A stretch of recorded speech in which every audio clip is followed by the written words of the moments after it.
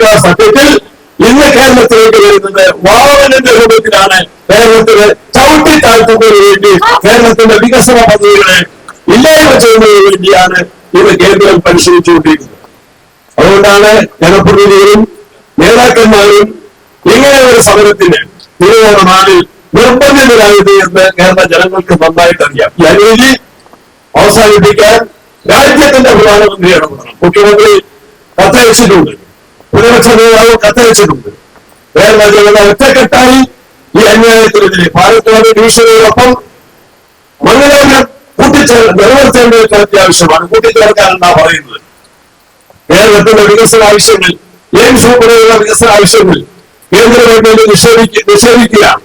പാലക്കാട്ടെ coach factory അത് കേരളത്തിന് നിഷേധിക്കുകയാണ്.